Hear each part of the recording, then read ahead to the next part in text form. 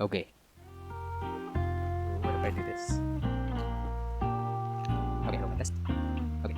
One of the things I struggled with most in life is finding balance. Because every time I think of balance, I'm always like, how do I know what's balanced? Like if I tip to the right ever so slightly and now I'm not balanced, right? So that's what I'm gonna be talking about today. Roll the intro.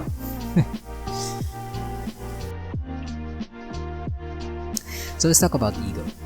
Ego is something you can have too much or too little of. If you have too much ego, then you're overconfident in things. You always brag about things and you think you're kind of above people, right?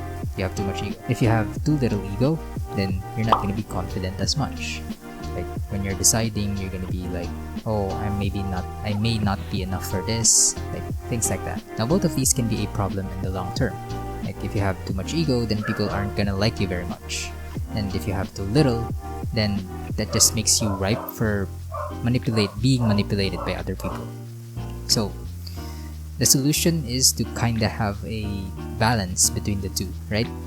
To have a healthier ego. And so that just kinda goes back to the question, how do you know what's balanced? How do you know if right now you have a healthy ego or not? And so what I kinda figured out is that what matters is not finding out whether you're balanced or not. What matters is finding out whether you have control over your ego or not. So whether you have too much ego or too little ego, both of these are a problem. And so both of these, the ego is in control. You're not in control. When you're overconfident, the ego puts down people. It puts people below you. And when you have too little ego, the people are put above you. Like, oh, they're better than me. They're good enough for this. And me, oh, I'm right here. I'm not good enough for this. That's what happens when you're... And so that is when ego kind of controls you. So it's not just about ego, right? We can give another example, like, let's say, love, right? Love can control you. Whether you can have too much love or too little love. When you have too much love, you keep chasing this person and chasing and ignoring red flags. It's like when you're wearing rose-tinted glasses, you can't see red flags, right? That's what happens when you have too much love. When you have too little love, then picture this, right? This is you, and this is a person that is kind of interested in you, right? They approach you, and because you have too little love, when they go near, you go here. That's just basically the summarization of having too little love. And so in both these cases, you have too much love, too little love. In both these cases, love controls you. Like, let's say for example, too much love, you keep chasing and chasing. Love tells you to keep chasing and chasing. And when you have too little love, love keeps telling you to run away. You know. And so what does it mean to have control over it? Excuse me. Having control over it just means noticing the emotion. Like when you see how your mind reacts whenever you start doing something new. Like the simplest example of this is when you get called up in a family gathering, right? You get called up in the front and they say, oh, dance for us, dance for us. I want you to notice, right? I want you to notice how quickly your mind reacts. How quickly your mind says, oh, I just don't dance. Oh, I'm just not a dancer.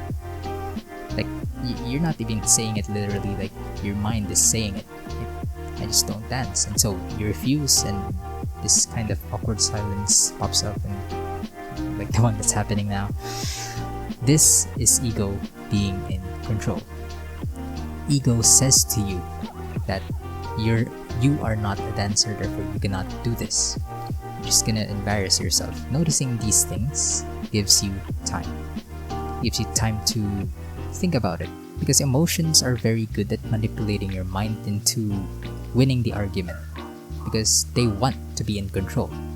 Like they wanna give your body direction. Because that's what emotions are for. They want to tell your body what to do. Let's say fear, right? Whenever you're afraid of something, your mind tells you to run. So your body runs. Simple. And so after you notice the emotion, instead of taking action, you start acknowledging what you're feeling, right? I know it's kind of but you don't fight back. You don't avoid it. Like, oh, there it is again. Oh, I'm gonna avoid. No, because the more you push back the emotion, the harder it comes back hitting at you. Like it's the pendulum effect, right? Let's say you're in the gym and you're like, you notice that you're not good enough. Your mind tells you that, and you're like, oh, there it is again. I'm gonna push it away. I'm gonna push it away and work out anyway. And then that's what happens. Like, boom. And then this is the emotion. The emotion kind of just, okay, I'm gonna hang around there for a while. And so let's say you're working out and you kinda did terribly. When you do terrible, the emotion comes back hitting at you. It says, boom, see? I told you you're not good enough for this. You pushed me away and you didn't listen. Just listen, bro. Just listen to me. That's what your mind tells you. And so the more you push back, the harder you push back, and then the harder it comes back. The emotions comes back hitting at you. So don't push back. Instead of pushing back, acknowledge the emotion. Like, you see how what it's saying is also kind of true, because it is also kind of true, and that's what makes it kind of convincing.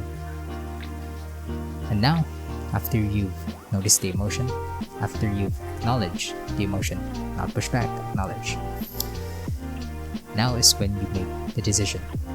Like, even though it provides a good point, right? Even though it's kind of convincing, even though it's saying that I am not good enough for this, so be it. Be not good enough, and still do what needs to be done in order to be physically fit. Like, going back to the gym example, right? And this is where something magical will happen, and you'll start to realize that, you know what? It actually isn't that bad from what my mind put it out to be. So, recap. What matters is not knowing what's balanced, what's healthy, whether you're healthy or not. But instead, more focus needs to be on finding out whether you have control over your ego or not. I mean, it's not just ego, right? Whether you have control over your emotions or not. And so, what does it mean to have control over your emotions? Having control over your emotions just means noticing the emotion and seeing that is also kind of true. And after you notice the emotion, you don't start taking action. You start acknowledging, not letting the impulse of your emotions control you. Because even though it's also kind of true, even though it's kind of convincing, let it be. So be it. And then take action, knowing that you're not good enough for this. And that's how you have a healthy emotion or ego, or a healthy amount of love. You just let it be. Let it say what it needs to say, and do it anyway. I want you to do me a favor, okay? Live.